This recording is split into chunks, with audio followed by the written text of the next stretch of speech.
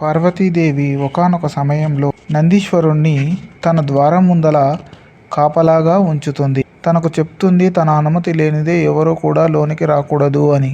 కానీ శివుడు లోనికి వెళ్ళే సమయంలో నంది తనకు చెప్తాడు, అమ్మవారి అనుమతి కావాలి ప్రభు అని. కానీ నందీశ్వరుడు తనని పట్టించుకోకుండా లోనికి ప్రవేశిస్తాడు. అప్పుడు పార్వతీదేవి ఎంతగానో బాధపడుతుంది. తన పరివారం అంటూ ఎవరూ లేరు ఇక్కడ అని. ఇక్కడున్న ప్రతివారు శివుని దాసులు మాత్రమే. ఇక్కడున్న ప్రతివారు శివుని మాటలు మాత్రమే వింటారు అని బాధపడుతుంది.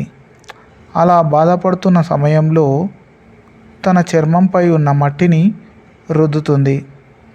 ఆ మట్టి నేలపై పడగానే ఒక బాలుడు ఉదయిస్తాడు. అలా జన్మించిన బాలునితో పార్వతీదేవి చెప్తుంది, నాయనా, నువ్వు కేవలం నా కోసం మాత్రమే పనిచేయాలి. ఈ ద్వారం ముందల కాపలాదారుడిగా ఉండు. నా అనుమతి లేనిదే ఎవరిని లోనికి రానివ్వకు అని చెబుతుంది. అది తెలియక శివుడు మరియు శివుని పరివారం అంతా కూడా లోనికి ప్రవేశించడానికి ప్రయత్నిస్తారు. అప్పుడు ఆ బాలుడు అందరినీ అడ్డుకుంటాడు.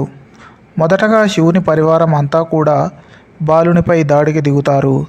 ఆ దాడిలో ఆ బాలుడు శివుని పరివారాన్నందరినీ కూడా చెల్లాచెదురుగా కొట్టి పారిపోయేలా చేస్తాడు.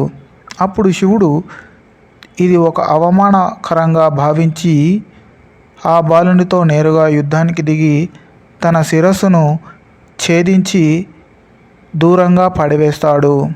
అది గమనించి వచ్చిన పార్వతీదేవి ఎంతగానో బాధపడుతూ ఉంటుంది.